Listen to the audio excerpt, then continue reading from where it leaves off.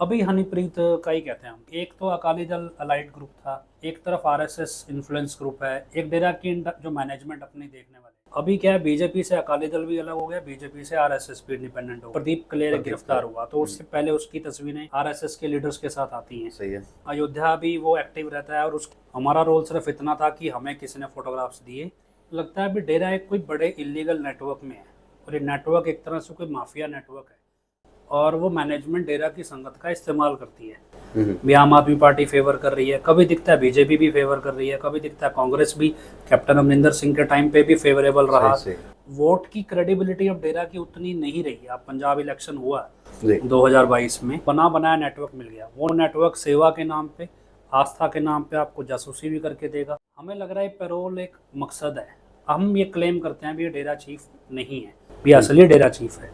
कोई भी व्यक्ति कैमरा पे, कोई भी व्यक्ति एफिडेविट पे ये बात एक्सेप्ट नहीं करता डेरे का ऑफिशियल, और ना ही गवर्नमेंट एक्सेप्ट करती। उनकी फैमिली तो है ही नहीं यहाँ पे, वो तो अभी 2 साल से गायब ही है।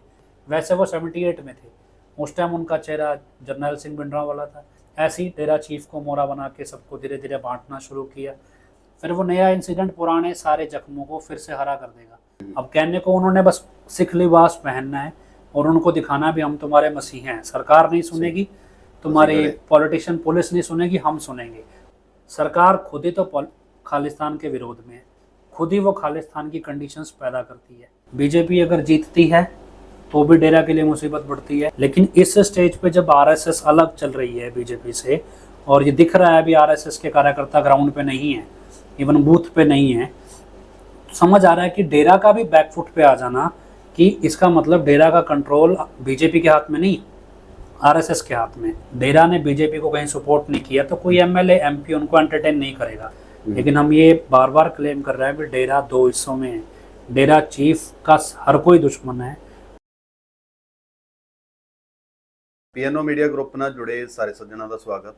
ਦੋਸਤੋ, ਮੈਂ ਸੁਖਨੈਬ ਸਿੰਘ ਸਿੱਧੂ ਲੋਕ ਸਭਾ ਨੂੰ ਲੈ ਕੇ ਵੱਖ-ਵੱਖ ਥਾਵਾਂ ਦੇ ਉੱਤੇ ਤੇ ਵੱਖ-ਵੱਖ ਸ਼ਖਸੀਅਤਾਂ ਦੇ ਨਾਲ ਚਰਚਾ ਕਰ ਰਹੇ ਹਾਂ। ਪੰਜਾਬ, ਹਰਿਆਣਾ, ਹਿਮਾਚਲ ਤੇ ਰਾਜਸਥਾਨ, ਇਹ 3-4 ਸਟੇਟਾਂ ਇਹੋ ਜਿਹੀਆਂ ਨੇ ਜਿੱਥੇ ਡੇਰਾ ਸਿਰਸਾ ਦਾ ਬੜਾ ਪ੍ਰਭਾਵ ਰਹਿੰਦਾ ਹੈ। ਬਹੁਤੀਆਂ ਵੋਟਾਂ ਇਹਨਾਂ ਦਾ ਕਰਕੇ ਜਿੱਤੀਆਂ ਤੇ ਹਾਰੀਆਂ ਗਈਆਂ। ਬਹੁਤੇ ਹਲਕਿਆਂ ਦੇ ਉੱਤੇ ਡੇਰਾ ਸਿਰਸਾ ਦੀ ਸਾਧ ਸੰਗਤ ਦਾ ਪ੍ਰਭਾਵ ਰਿਹਾ।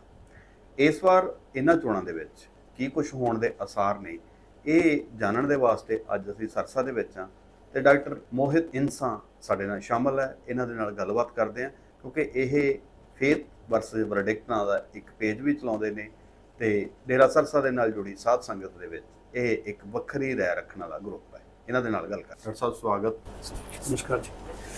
ਕੀ ਹਾਲ ਨੇ ਤੁਹਾਡੇ? ਠੀਕ ਹੋ? ਹਾਂਜੀ। ਸਿਆਸੀ ਮਾਹੌਲ ਦੀ ਜੇ ਗੱਲ ਕਰੀਏ, ਤੁਸੀਂ ਸਿਰਸਾ ਦੇ ਵਿੱਚ ਬੈਠੇ ਹੋ। ਡੇਰਾ ਸਿਰਸਾ ਦੀ ਜਿਹੜੀ ਰਾਜਨੀਤਿਕ ਵਿੰਗ ਦੀ ਅੱਗੇ ਐਕਟੀਵਿਟੀ ਹੁੰਦੀ ਸੀ, ਤੁਹਾਡਾ ਕੋਈ ਨਾ ਕੋਈ ਕਮੈਂਟ ਉਹਦੇ ਤੇ ਆਉਂਦਾ ਹੁੰਦਾ ਸੀ। ਇਹੀ ਜਾਣਨ ਦੇ ਵਾਸਤੇ ਅਸੀਂ ਆਏ ਹਾਂ कि इस बार डेरा सिरसा कित्थे ते किहदी हमायत? देखो, डेरा के एंड पे पहले तो ये घोषणा कर दी गई है कि उन्होंने पॉलिटिकल विंग भंग कर दिया है। राम सिंह गोरे ਜਿਹੜੇ ਹੁੰਦੇ ਸੀ। हाँ, तो अभी फिलहाल जितनी एक्टिविटी हम देख रहे हैं उसमें पॉलिटिकल विंग का कोई, मतलब जो पुराने लोग थे, कोई एक्टिव दिखाई नहीं दे रहा है। मतलब पंजाब में अभी एक कार्यक्रम हुआ है, उसमें भी राम सिंह या कोई हरचरण या जगजीत सिंह वगैरह ये रहते थे, तो कोई भी व्यक्ति एक्टिव नहीं है। और इवन डेरा का जो नेशनल लेवल पे पॉलिटिकल विंग था, हरियाणा में लेके या यूपी में लेके या राजस्थान में, कोई भी कहीं इस बार एक्टिव नहीं है। और अभी पश्चिमी उत्तर प्रदेश में चुनाव हुए हैं, राजस्थान में जो गंगानगर के अंदर भी चुनाव हुए हैं। हालांकि जहां डेरा की पकड़ है, डेरा की संगत है, पर डेरा की तरफ से इस बार बीजेपी को ਦੂਜੀ ਗੱਲ ਵੀ ਹੈ ਕਿਉਂਕਿ ਇਹਨਾਂ ਦਾ ਸਮਾਂ ਕਾਰਨ ਤਾਂ ਡੇਰਾ ਮੁਖੀ ਹੈ ਜਿਹੜੇ ਜੇਲ੍ਹ ਦੇ ਵਿੱਚ ਬੰਦ ਨੇ, ਸਮੇਂ-ਸਮੇਂ ਤੇ ਪੈਰੋਲ ਮਿਲਦੀ ਰਹੀ। ਹਾਲਾਂਕਿ ਤੁਸੀਂ ਤਾਂ ਇਹ ਵੀ ਕਹਿੰਦੇ ਹੋ ਕਿ ਉਹ ਨਕਲੀ ਸੰਤ ਬਣ ਕੇ ਬਾਹਰ ਆਉਂਦੇ ਨੇ, ਉਹ ਤਾਂ ਤੁਹਾਨੂੰ ਪਤਾ ਹੈ ਜਾਂ ਕਦੇ ਡਿਸੀਜਨ ਸਾਹਮਣੇ ਉਹ ਤਾਂ ਪਤਾ ਲੱਗੂ। ਤਾਂ ਫਿਰ ਉਹ ਜੇ ਇਹਨਾਂ ਦੀ ਸਰਕਾਰ ਦੇ ਹੁੰਦੇ ਹੋਏ ਬਾਹਰ ਆਉਂਦੇ ਨੇ ਤਾਂ ਫਿਰ ਉਹਨਾਂ ने सपोर्ट क्यों नहीं की? हम अभी तक ये सोच रहे थे, अभी 17 में जो हादसा हुआ, अभी उसके बाद भी बीजेपी के साथ जिस तरह का झुकाव, मतलब डेरा का हम देखते आए, डेरा की मैनेजमेंट का खासतौर पर, और इसका जो झुकाव अचानक से कम हो गया। आरएसएस और बीजेपी के बीच का जो इंटरनल डिस्प्यूट अब तो खुले तौर पे आ रहा है, जो बीजेपी अध्यक्ष भी बोल रहे हैं उसके बाद हमें ये लगने लगा है कि हम जिसे सिर्फ बीजेपी का इन्फ्लुएंस देख रहे थे वो वास्तव में अभी तक क्या था आरएसएस का डेरा में लग रहा है। गुरुजी के जेल जाने के बाद जो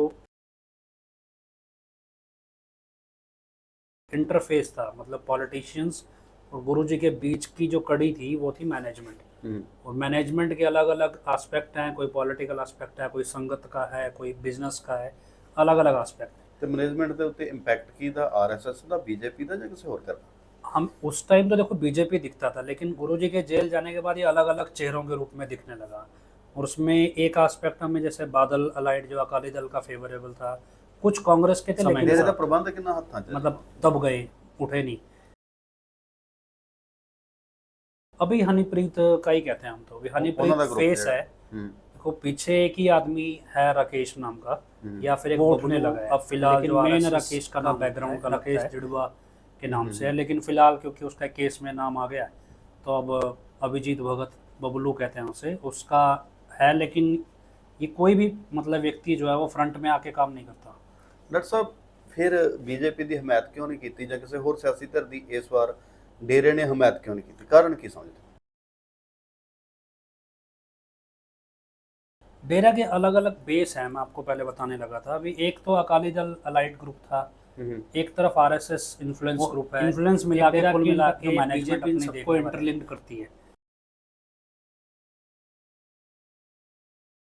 अभी क्या है, बीजेपी से अकाली दल भी अलग हो गया, बीजेपी से आरएसएस भी इंडिपेंडेंट हो गई है।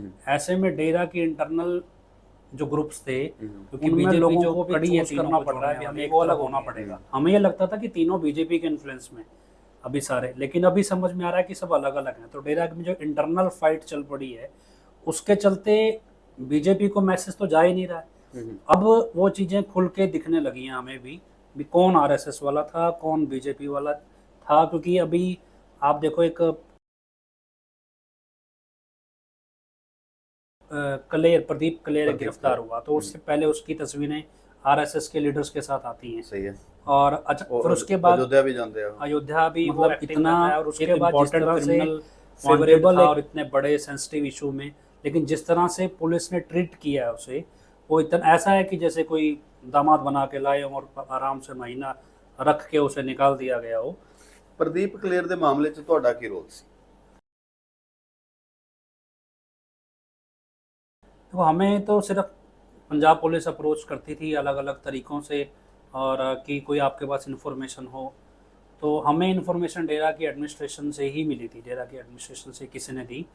तो प्रदीप कलेर ने अपने व्हाट्सएप के स्टेटस के ऊपर कोई फ़ोटोज़ लगाई थी। अब हमारे पास उसका नंबर नहीं था, वो स्क्रीनशॉट्स के स्क्रीन हमें नहीं समझ आया अभी हमें क्यों दिए गए। हमने तो चलो एज सच वो पुलिस को फॉरवर्ड कर दिए कि भी ये व्यक्ति अपने व्हाट्सएप स्टेटस पे लगा रहा है, और व्हाट्सएप स्टेटस वही देख सकता है जिसके पास उसका नंबर होगा, और प्रदीप कलेर के फ़ोन में भी सेव होना चाहिए। तो इसका मतलब उसका कोई करीबी था जिसने ये फोटोग्राफ्स भिजवाए।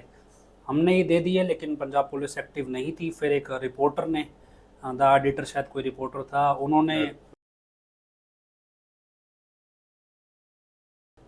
न्यूज़ चलाई, और उसके बाद पुलिस हरकत में आई है।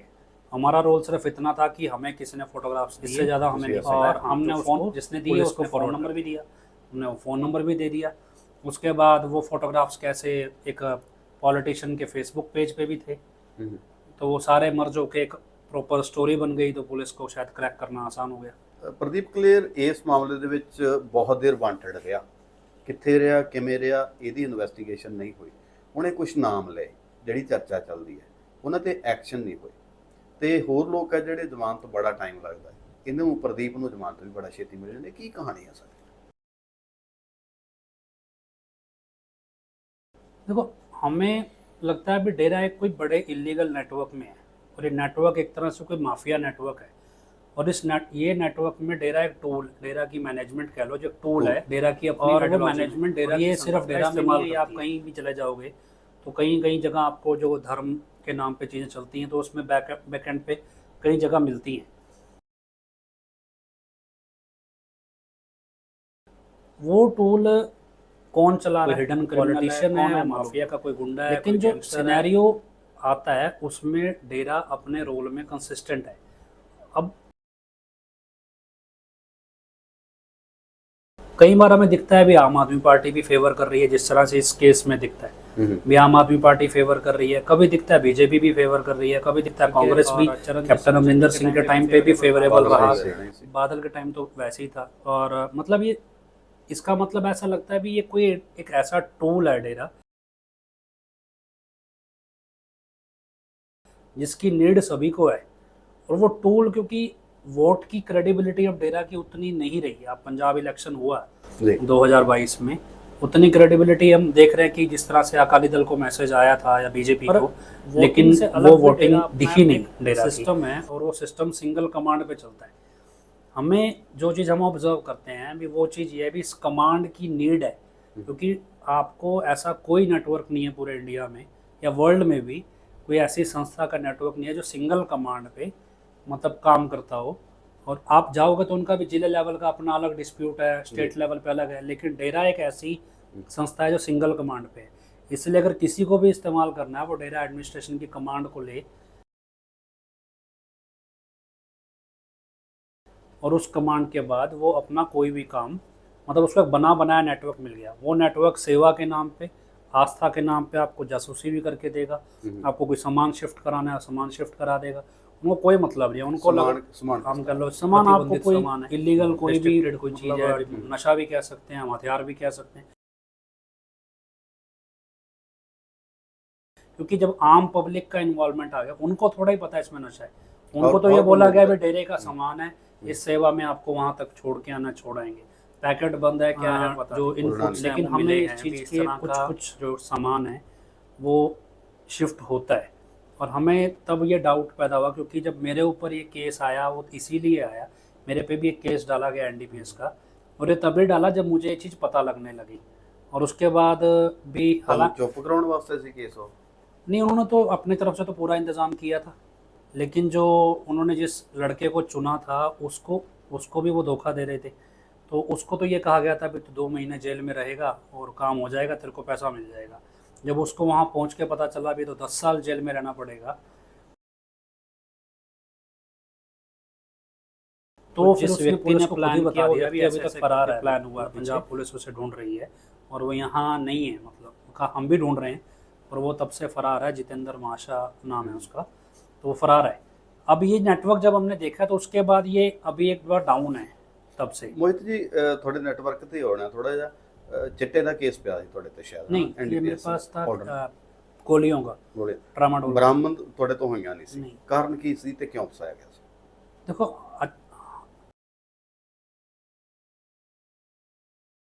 जब ये पैरोल हो रही है ना, हमें लग रहा है पैरोल एक मकसद है। आप देखो पैरोल होती है, हम सिर्फ हाई कोर्ट जाते हैं, सुप्रीम कोर्ट जाते हैं, 2 बार हम हाई कोर्ट गए, 1 बार हम सुप्रीम कोर्ट गए। हाई कोर्ट और सुप्रीम कोर्ट तथ्यों को सुनना नहीं चाहती।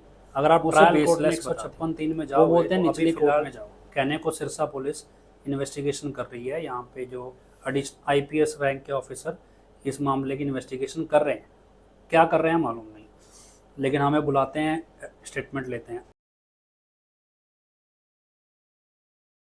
हम ये क्लेम करते हैं भी ये डेरा चीफ नहीं है, हम कहते हैं भी आप कहते हो है, हम कहते हैं भी बिहेवियरल चेंजेस है। ठीक है, हम बचपन से पले बड़े हैं, हमें पता है, लोग उतना नहीं क्लोज रहे, लोगों ने सिर्फ सत्संग सुना, बहुत सारे फैक्टर्स हमने इंटरनल से, मैं बचपन से यहाँ पला बड़ा हूँ। अब हम कहते हैं भी कोर्ट में चाहे गवर्नमेंट हो चाहे डेरा का एडमिनिस्ट्रेशन, एक भी व्यक्ति ये क्लेम कर दे कि पैरोल के दौरान जितने भी वीडियोस, जितने भी फोटोग्राफ्स, जितने भी ये इंस्टाग्राम वगैरह आते हैं, जितने भी सरफेस हुए हैं, भी ये सब में व्यक्ति दिखाई देने वाला असली भी असली डेरा चीफ है। कोई भी व्यक्ति कैमरा पे, कोई भी व्यक्ति एफिडेविट पे ये बात एक्सेप्ट नहीं करता डेरे का ऑफिशियल, और ना ही गवर्नमेंट एक्सेप्ट करती है। मैं ये बोल रहा हूँ भी आप ओरिजिनल नहीं है, मैं क्लेम कर दूँ, ठीक है, या तो आप खुद ही कोर्ट आ जाओगे, चलो आप नहीं आ सकते, रिस्ट्रिक्टेड हो, सिक्योरिटी जोन में हो, आपकी तरफ से एफिडेविट आएगा, आपका जो मैनेजर है, आपका जो वकील है, वो एफिडेविट पेश करेगा भी हम भी आपकी, मान लो आपका ट्रस्ट है, ट्रस्ट की मैनेजमेंट, कोई पुलिस जब जेल से कोई व्यक्ति निकल रहा है वो किसे हैंड ओवर हो रहा है? अगर जेल से व्यक्ति निकल के हैंड ओवर नहीं होता तो उसके हाथ पे एक स्टैंप लगती है कि वो 24 घंटे कहीं भी जा सकता है, भी बिना किराया दिए, लेकिन गाड़ियाँ लेने आती हैं, पुलिस की मतलब पायलट लगती है आगे, हैंड ओवर होता है। तो जो व्यक्ति रिसीव कर रहा है, उनकी फैमिली तो नहीं कर रही है, उनकी फैमिली तो है ही नहीं यहाँ पे, वो तो अभी 2 साल से गायब ही है। जो रिसीव कर रहा है वो क्लेम क्यों नहीं करता? कोई तो होगा जो सारा नेटवर्क ऑटोमेटिक लाखों लोगों में वीडियोस पब्लिश हो रहे हैं, कोई तो चला रहा है इसको सिस्टम को, कोई तो लोगों को बुला रहा है। ये सारा सिस्टम में एक भी आदमी ऐसा नहीं है भी जो ये क्लेम कर दे भी ये असली है।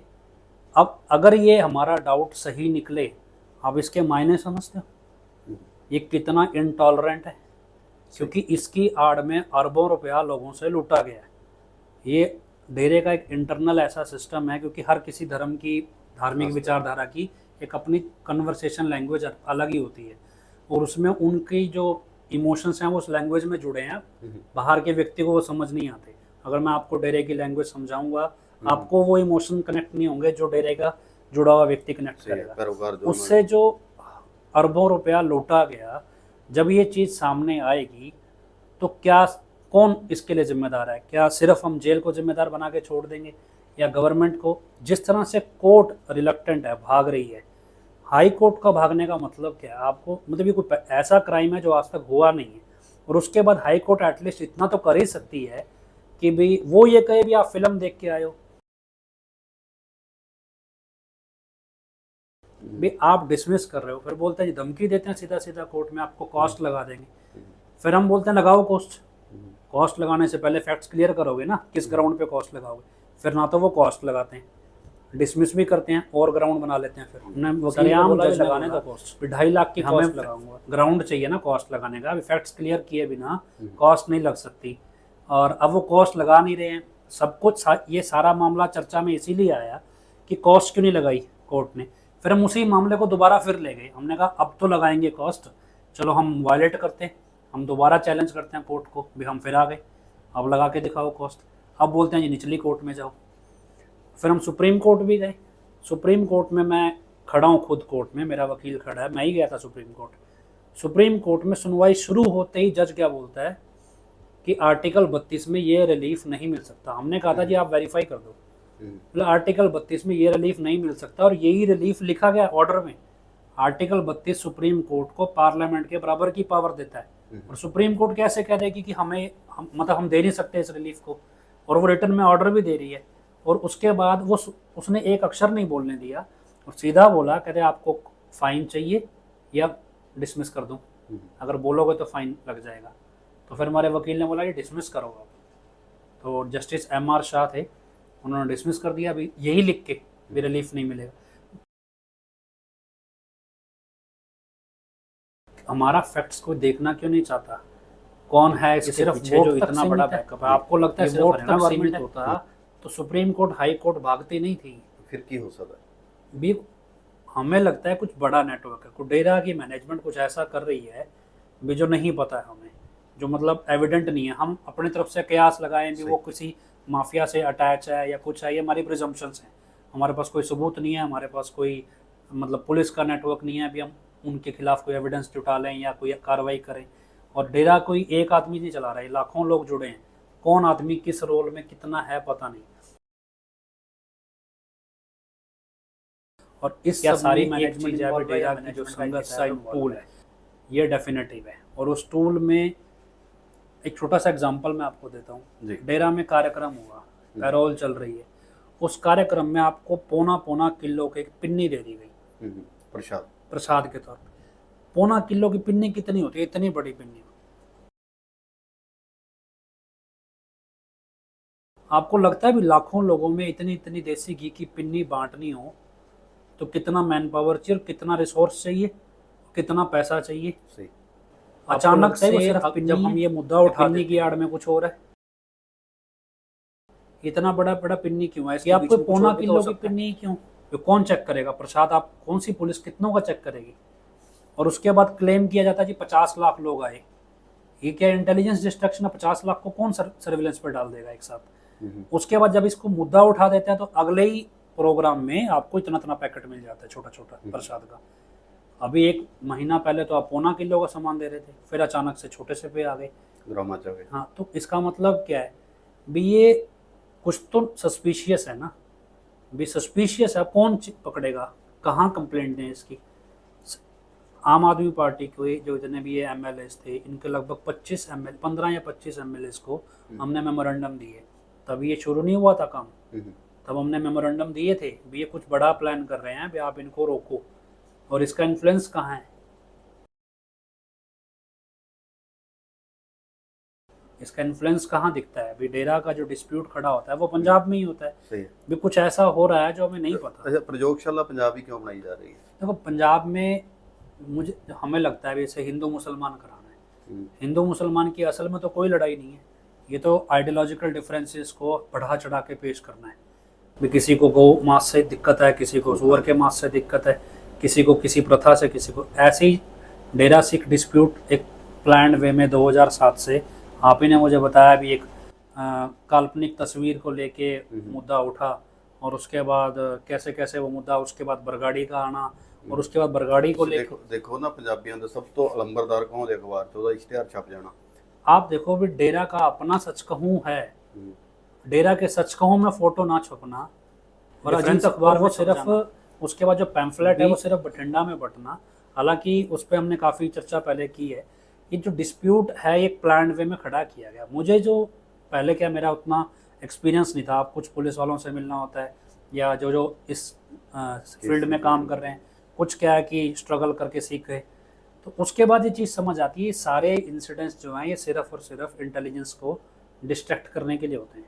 और सबसे इम्पोर्टेंट बात यह कि जो इंटेलिजेंस के लोग जितने हम जिनसे मिलते हैं, इवन मैं सेंटर वालों से भी मिला हूँ, स्टेट वालों से भी मिला हूँ, हरियाणा से भी अच्छे अच्छे सीनियर आईपीएस ऑफिसर्स, आईजीज के साथ भी मेरी डिस्कशन हुई है। मुझे जो चीज़ समझ में आती है, जो आईपीएस ऑफिसर्स हैं या बड़े ऑफिसर्स हैं, ये समझते तो हैं, लेकिन इनकी सबसे बड़ी जो कमज़ोरी है वो ये है कि ये आइडियोलॉजी में खुद नहीं उतरे हुए। जब आप खुद नहीं उतरते तो आप इमोशंस कैलकुलेट नहीं कर सकते कि जो आदमी इमोशंस में काम कर रहा है उसका माइंडसेट कैसा है। आप टेक्निकली तो कैलकुलेट कर लोगे, तो ये चीज़ जो ड्रॉबैक है भी, कमी जो है, ये चीज़ हमें महसूस होती है। और इसी कमी का, इस जो इंटेलिजेंस की इस कमी का जो फ़ायदा उठाया जाता है भी, उनको इमोशनल सेटअप नहीं पता, आपको नहीं पता चल सकता जब तक आपने खुद फेस ना किया हो। हमने डिस्क्रिमिनेशन फेस किया 25 अगस्त के बाद, सिखों ने तो बहुत टाइम से किया है। आप 1978 से आ जाओ, 78 से डिस्प्यूट चलता रहा, उनके साथ तो देखो लीगल लेवल पे बहुत सारे डिस्क्रिमिनेशन हुए। डेरा के साथ हम 2007 में शुरू हुआ, और उसके बाद 7 में भी इतना नहीं हुआ जितना 17 में हम देखते हैं आके, 17 के बाद ज़्यादा देखते हैं। और तब हमें ये चीज़ समझ आती है भी सिख किस सोच से गुजर रहा है। उस टाइम हमें लगता था भी यार ये बेवकूफ़ है, यार इनको समझ नहीं आ रहा है, कॉमन सा फैक्ट है, अभी दिख नहीं रहा। लेकिन वो इमोशंस आज हम देख पा रहे हैं। आज हम बट गए, हम अलग ग्रुप चलाने लगे, पब्लिक अलग चल पड़ी, हम अलग फैक्ट्स देख रहे हैं, वो अलग तरह से प्रस्तुत कर, तो क्या है जो न्यूट्रल आदमी है वो कंफ्यूज हो गया। यही चीज़ सिख 1978 से देख रहे हैं, वो धीरे धीरे बांटे गए, बढ़ते गए। आज हम समझ पा रहे हैं भी उनको उकसाया कैसे गया और हमें कैसे उकसाया गया। 1978 में जैसे हम 2015 या 7 में थे, वैसे वो 78 में थे। उस टाइम उनका चेहरा जर्नैल सिंह भिंडरांवाला था। धीरे धीरे जर्नैल सिंह भिंडरांवाला को मोरा बना के बाकी सबको बांट दिया गया। ऐसे ही डेरा चीफ को मोरा बना के सबको धीरे धीरे बांटना शुरू किया, और करते करते ये आइडियोलॉजिकल डिफरेंसेस खड़े कर देना। और ये सारी चीज़ें क्या है कि जो इंटेलिजेंस का बंदा है वो सिर्फ आपको लगेगा सिखों कि हमारी और डेरा मैनेजमेंट की लड़ाई, आइडियोलॉजिकल डिफरेंसेस की लड़ाई नहीं है, ये सिर्फ इंटेलिजेंस को उलझाने की लड़ाई है। असल में टूल एक ही है, प्रोसेस एक ही है, काम एक ही होता है। मतलब इलीगल नेटवर्क है, अनलॉफुल माफिया जनरेट होते हैं और वो काम करते हैं, ये सब चीज़ें उलझाने की हैं। अब ये हम आम नागरिकों का काम नहीं है। लेकिन क्या हरियाणा में एक कहावत है, पाड़ी पाड़ छोड़ दे घर वाला नहीं छोड़ता। मतलब कि आपके घर का नौकर काम करना छोड़ दे तो आपको तो सफाई करनी पड़ेगी।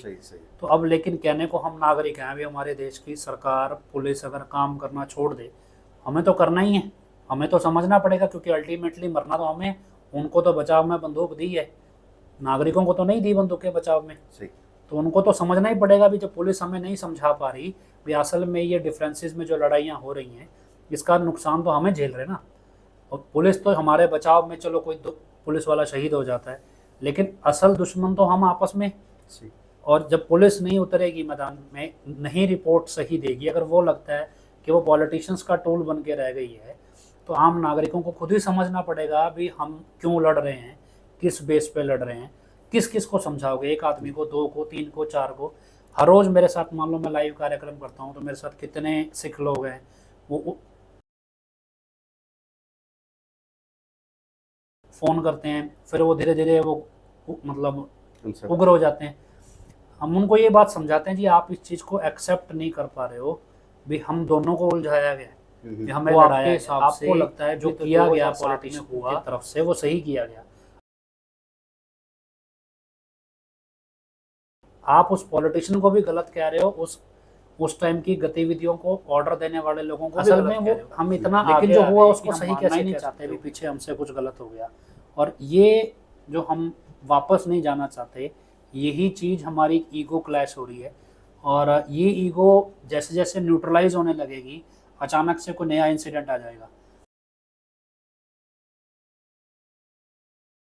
फिर वो नया इंसिडेंट पुराने सारे जख्मों को फिर से हरा कर देगा, वो हमें फिर से सोचने नहीं देगा। जैसे 2007 के बाद जब बरगाड़ी हुआ, बरगाड़ी ने यही किया। जब धीरे धीरे चीज़ पैसिफाई हो गई तो उसके बाद समझ में आता है कि अचानक से ट्रिगर दोबारा हो गया। लेकिन इसके पैरेलल जब एनआईए अपनी एक रिपोर्ट दाखिल करती है, उस रिपोर्ट में वो बताती है कि बरगाड़ी एक टूल था जिससे घुसपैठियों को या को जो रेडिकल्स थे उनको सोसाइटी में, मतलब जब सोशल एक्सेप्टेंस दिलाने के लिए हमें लगाया गया। पुलिस नहीं सुनती, सरकार नहीं सुनती, तो हम क्या सोचते हैं कोई गैंगस्टर आ जाए, कोई मतलब ऐसा दबंग आदमी आ जाए, लेकिन उसकी आम तौर पे उसकी सोशल एक्सेप्टेंस नहीं है। जैसे कोई ऐसा हादसा होता है तो हमें अचानक से उसकी नीड महसूस होती है, अब उसकी सोशल एक्सेप्टेंस आ जाती है, और फिर उस सोशल एक्सेप्टेंस में जिसके लिए उसे तैयार किया गया, चाहे वो टारगेट किलिंग है, चाहे वो कोई भी डिस्प्यूट खड़ा करना है, या कोई किसी को दबाना है, किसी को उठाना है, तो ये पैटर्न चलता है। हमें तो दिख रहा है अभी डेरा सिख विवाद में बरगाड़ी कांड हुआ, लेकिन जब एनआईए की रिपोर्ट हम देखते हैं भी उसके पैरेलल कितनी सारी टारगेट किलिंग्स हुई, और जिन लोगों को सोशली एंटर कराया गया वो लोग असल में पहले से प्रोक्लेम, मतलब पहले से घोषित मतलब रेडिकल्स थे। अब कहने को उन्होंने बस सिख लिबास पहनना है और उनको दिखाना भी हम तुम्हारे मसीह हैं, सरकार नहीं सुनेगी, तुम्हारे पॉलिटिशियन पुलिस नहीं सुनेगी, हम सुनेंगे। वो आ जाएंगे फ्रंट फेस पे, लेकिन असल में उनका ऑब्जेक्टिव टारगेट किलिंग है। और उसके बाद ये समझ में आम जनता कब समझे जांच को, अगर ये खत्म हो जाएगी, आप आज बरगाड़ी सॉल्व कर दो, हम आपको सारे फैक्ट्स दे दें कि कैसे प्लान हुआ, कैसे हुआ, सॉल्व कर दो, नहीं होगा। आपको पोशाक मामला सॉल्व करने को बोला, नहीं होगा।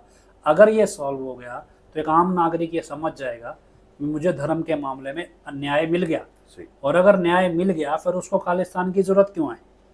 उसे जरूरत इसीलिए है भी इस देश में मुझे न्याय नहीं मिलता, और न्याय कौन नहीं दे रहा?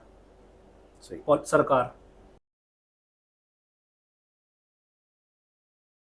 सरकार खुद ही तो खालिस्तान के विरोध में है, खुद ही वो खालिस्तान की कंडीशंस पैदा करती है। हमें कौन लड़ा रहा है? भी हम लड़ किस ले रहे हैं? भी सरकार दोनों एंड से खेल रही है ना। अगर धर्म के मामलों में वो न्याय नहीं देती तो लोग क्यों खालिस्तान जिंदाबाद के लड़े जा रहे हैं? इसलिए क्योंकि हमें पता है कि हम खालिस्तान तो बना नहीं सकते, ये छोटा है, इसको दबा सकते हैं, तो उससे लड़ लेते हैं कि हमारे दायरे में तो यही आता है। किसी दिन ये बढ़ता जाएगा, ये दिन फटेगा। कौन जो शिकार होते हैं वो तो निर्दोष लोग ही होते हैं। सही। हम जिवें हुण इलैक्शन है, रिजल्ट आउणगे, एक सरकार बन सकती है, बीजेपी बन सकती है, इंडिया अलायंस बन सकता, कोई होर भी आ सकता है, ਤੇ ਉਦੋਂ ਬਾਅਦ डेरा सरसा ਦੇ ਉੱਤੇ ਇਹਦਾ ਇੰਪੈਕਟ ਕਿਹੋ ਜਿਹਾ ਹੋਊ? ਇਹਦੇ ਵਾਸਤੇ ਮੁਸੀਬਤਾਂ ਵੱਧ ਸਕਦੀਆਂ ਜਾਂ नहीं? दोनों ही केस में बढ़ेंगे जी हमारे हिसाब से। मतलब बीजेपी अगर जीतती है तो भी डेरा के लिए मुसीबत बढ़ती है। क्यों? क्योंकि अब अभी तक तो हमें बीजेपी का डायरेक्ट दिख रहा था, बीजेपी सपोर्ट दे रही है, लेकिन इस स्टेज पे जब आरएसएस अलग चल रही है बीजेपी से, और ये दिख रहा है अभी आरएसएस के कार्यकर्ता ग्राउंड पे नहीं है, इवन बूथ पे नहीं है, समझ आ रहा है कि डेरा का भी बैकफुट पे आ जाना, कि इसका मतलब डेरा का कंट्रोल बीजेपी के हाथ में नहीं, तो वाया आरएसएस ने करवाया बीजेपी के थ्रू। तो अगर बीजेपी जीतती है, सरकार में आती है, तो ऑब्वियसली उसका सबसे पहला टारगेट रहेगा भी आरएसएस का इन्फ्लुएंस इतना ना रहे कि वो बीजेपी को ओवरपावर कर सके। संगठनों का इन्फ्लुएंस भी खत्म होगा। और दूसरा, डेरा ने बीजेपी को कहीं सपोर्ट नहीं किया तो कोई एमएलए एमपी उनको एंटरटेन नहीं करेगा, तो इसलिए उनके जो इलीगल काम है पैसे देकर तो बेशक रोक सकते हैं, पे अगर लेकिन पॉलिटिकल पावर अब उनको नहीं मिलने वाली। डेरा ऐसी स्टेज पे है जहां बीजेपी की सपोर्ट से डेरा इलीगल कामों में चलता रहा है। 2014 के बाद जो हम देख रहे हैं उसमें बरगाड़ी भी हुआ, और बरगाड़ी का जो मेन एक्यूज है बीजेपी का क्लोज एसेट है, और उसके बाद भी 2017 में जो हुआ पंचकुला में, उस सब में भी जो रवैया रहा, एक तरह से अगर बीजेपी बहुत सारी चीजें हैं तो वो बीजेपी के लिए प्रॉब्लम है। और कांग्रेस को ये समझ आ गया है, कांग्रेस सिस्टम डेरा को 1% भी एंटरटेन नहीं कर रही है। कांग्रेस को ये समझ आ गया है भी डेरा किस पैटर्न पे, डेरा की जो एडमिनिस्ट्रेशन है वो किस पैटर्न पे चल रही है, वो बिल्कुल एंटरटेन नहीं कर रही है। ऐसे में बीजेपी नहीं चाहेगी कि हमारे खिलाफ कोई एविडेंस डेरा के दोनों ही केस या डेरा के थ्रू हमें जो दिखता है डेरा का हिस्सा घिर रही है। तीसरा क्या है भी डेरे का जो अपना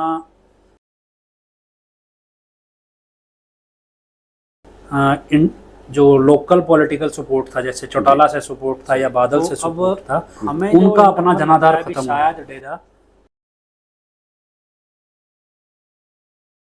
इंटरनली आम आदमी पार्टी से कनेक्टेड है। जो जिस तरह से ये सॉफ्ट एंड इन्वेस्टिगेशन हुई है प्रदीप कलेर के बाद भी, और मतलब पुलिस अरेस्ट नहीं कर रही है डेरा एडमिनिस्ट्रेशन, ऑर्डर नहीं है, तो हमें ऐसा कोई ऑर्डर मिला नहीं है, तो हमें लगता है कि वो आम आदमी पार्टी को भी अब टूल बनाएगी, और आम आदमी पार्टी का भी जो सॉफ्ट एंड दिख रहा है इस चीज़ पे, जबकि पॉलिटिक्स में जो दिखता है वो होता नहीं। एक तरफ रविदास वाला मामला पंजाब सरकार सुप्रीम कोर्ट ले जाती है, तब की जब पता है भी वीडियो डॉक्टर्ड है, भी एक तरफ वो ओपनली दिखाती है हम डेरा के विरोध में है वाया डेरा चीफ, लेकिन हम ये बार बार क्लेम कर रहे हैं भी डेरा दो हिस्सों में है। डेरा चीफ का हर कोई दुश्मन है, डेरा मैनेजमेंट का हर कोई दोस्त है, उनका हर दुश्मन डेरा मैनेजमेंट का दोस्त है। इसलिए आम आदमी पार्टी उसी पैटर्न पे दिखती है भी वो डेरा चीफ को के साथ दुश्मनी दिखा रही है, बैक एंड पे जो बैकअप दे रही है वो डेरा एडमिनिस्ट्रेशन को दे रही है, जो हम ऑब्जर्व कर पा रहे हैं।